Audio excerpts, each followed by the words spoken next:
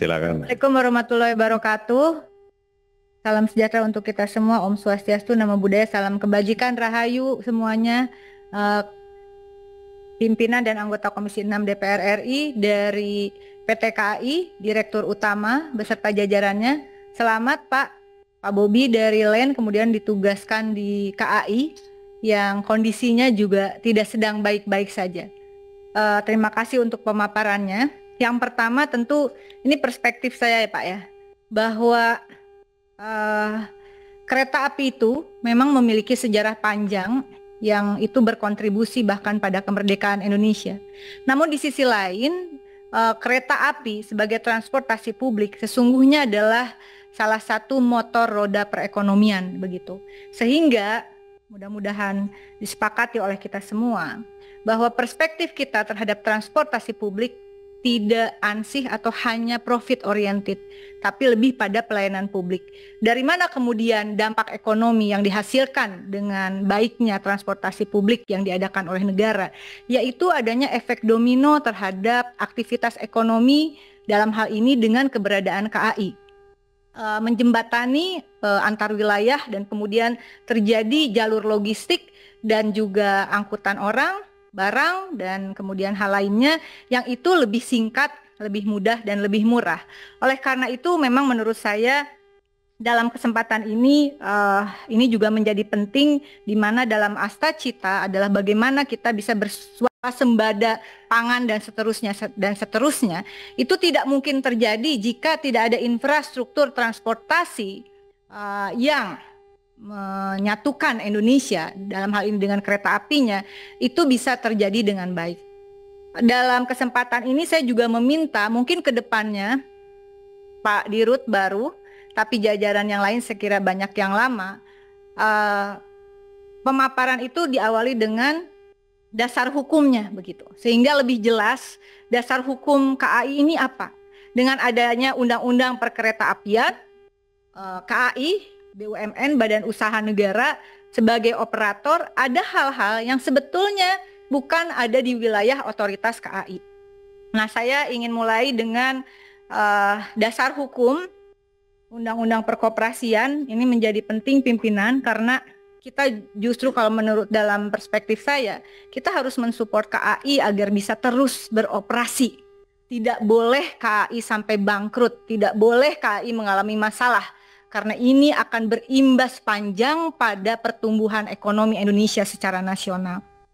Undang-Undang Nomor 23 Tahun 2007 tentang Perkeretaapian di pasal 23 itu ada kurang lebih ini kaitannya dengan infrastructure maintenance operation atau biaya pemeliharaan begitu yang disingkat dengan AIMO, dan ini kemudian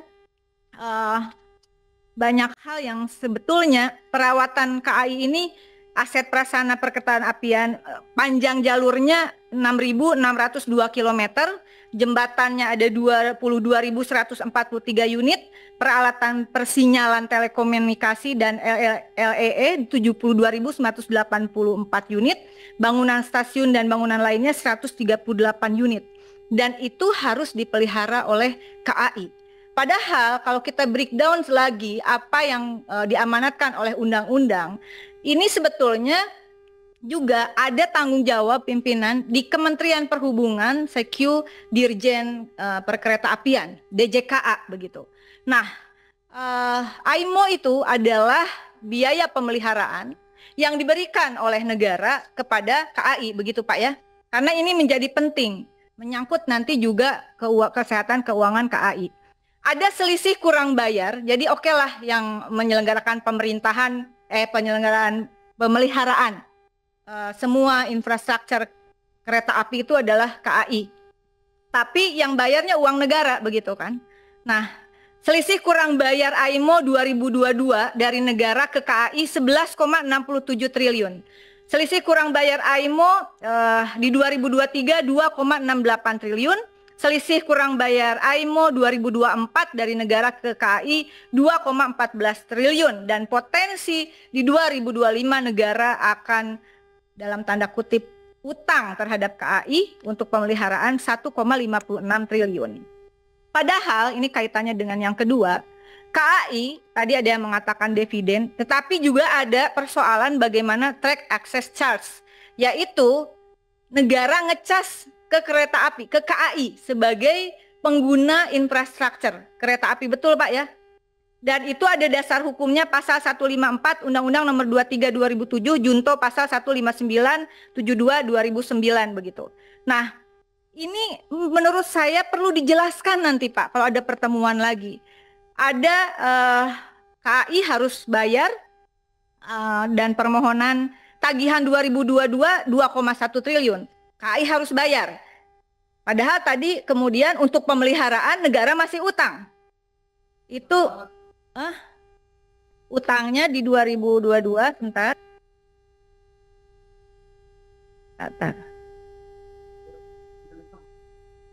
Iya Pak, penting ini. Nah, KAI 2022 sampai 2023, 2022 KAI harus bayar ke negara lewat Kemenhub gitu. Nanti masuk PNBP, Kemenhub 2,1 triliun. Nah, uang AIMO-nya utang negara 11,67 triliun dan 2023 2,68 triliun, sementara tagihannya itu 2,5 triliun. Dan KAI hanya dibayar akhirnya ada keringanan untuk TAC itu 423 miliar di 2022 dan 2023 401 miliar. 2024 minta keringanan ini tagihannya 1,27 triliun, Pak Andre, tapi nggak disetujui. Mau bayar pakai apa?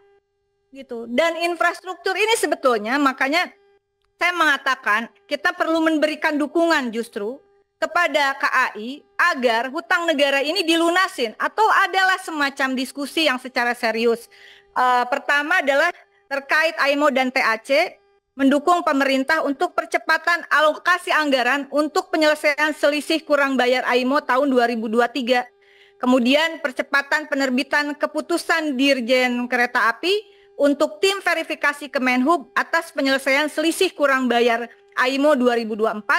Percepatan yang ketiga, percepatan penerbitan KM penugasan tahun 2025 untuk melibatkan lembaga kebijakan pengadaan barang dan jasa pemerintah. Kemudian percepatan penerbitan perubahan PM92 tahun 2021 tentang besaran, persyaratan, dan tata cara pengenaan tarif atas jasa penerimaan negara bukan pajak sampai dengan 0 rupiah atau 0% dengan menambahkan pengaturan tarif PNBP di bidang perkeretaapian bagi wajib bayar yang mendapatkan penugasan dan atau berkewajiban menjalankan kebijakan pemerintah. Bayangkan puluhan ribu kilometer tadi saya sampaikan rel yang menjadi tanggung jawab KAI, 6.602 kilometer Pak, bukan puluhan ribu ya kan? Betul Pak? Sebesar itu ya Pak ya? Relnya panjangnya 6.602 kilometer, betul Pak? Dan berbagai jembatan dan semuanya. Mari kita bandingkan Bang Andre ini dengan adanya satu konsorsium yang namanya Celebes Railway Indonesia, PT CRI. Ini patungan PT PP, BUMN, Bumi Karsa, dan China Railway. Menangani infrastruktur, operasi dan maintenance infrastruktur untuk 84 km di Parepare yang hanya baru mulai start 2023. Per tahun anggarannya Pak Andre untuk pemeliharaan 84 km ini bisa dapat tuh dianggarin 250 miliar. Ini saya juga dalam kesempatan ini saya mendukung aparat penegak hukum untuk menyelidiki, kalau saya curiga ya 250 miliar per tahun dialokasikan, ya kurang lebih 100 miliaran lah setidaknya hanya untuk 84 km. Kenapa giliran ke KAI susah sekali Kementerian Perhubungan memberikan dana operasional?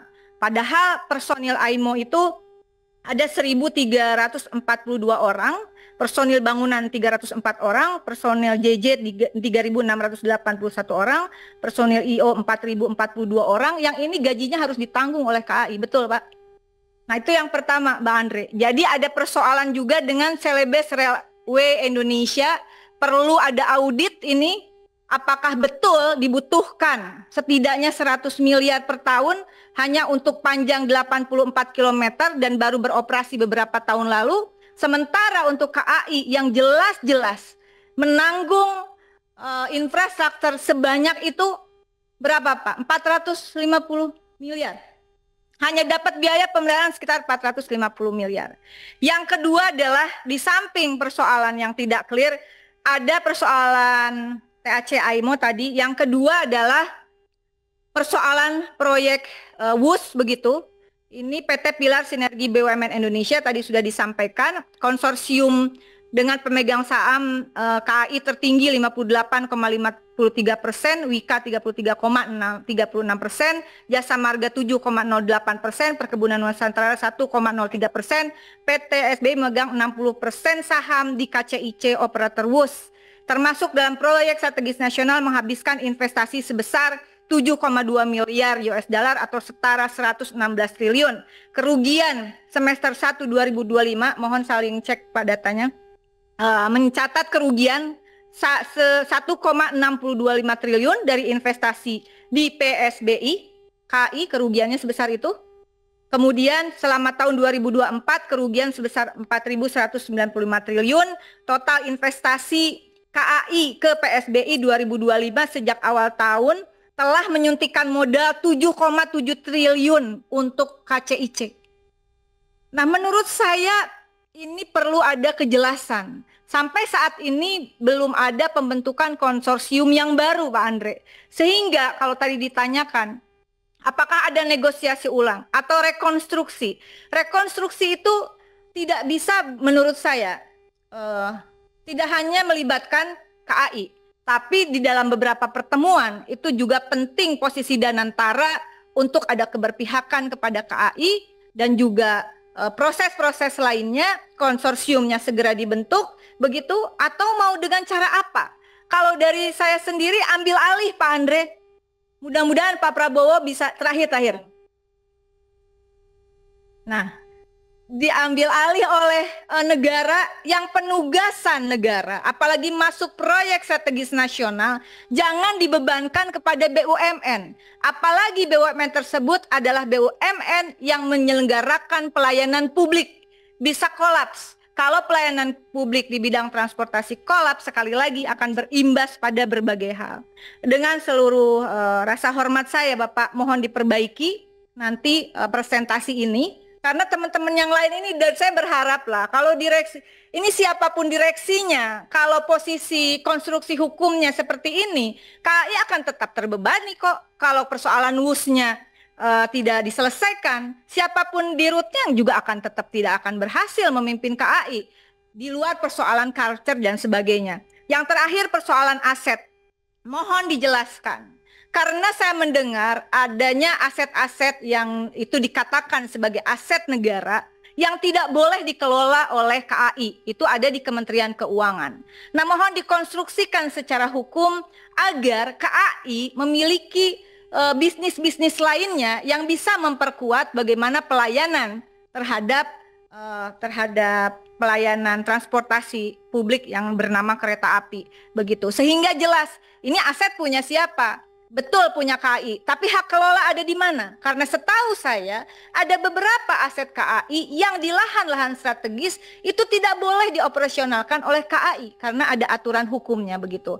Jadi ada 3 hal Bapak. Pertama TAC AIMO, yang kedua soal konstruksi untuk KCIC kereta api cepat begitu, kerugian negaranya akan semakin membengkak.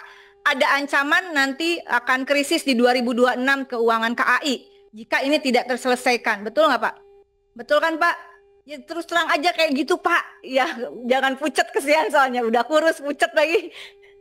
Ya, yang ketiga soal aset-aset itu.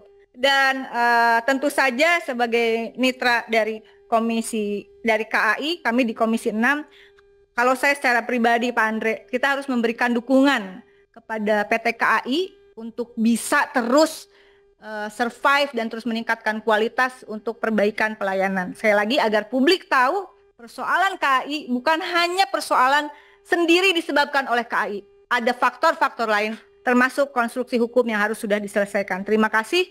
Wallahul muwaffiq ila aqwamit thoriq. Wassalamualaikum warahmatullahi wabarakatuh.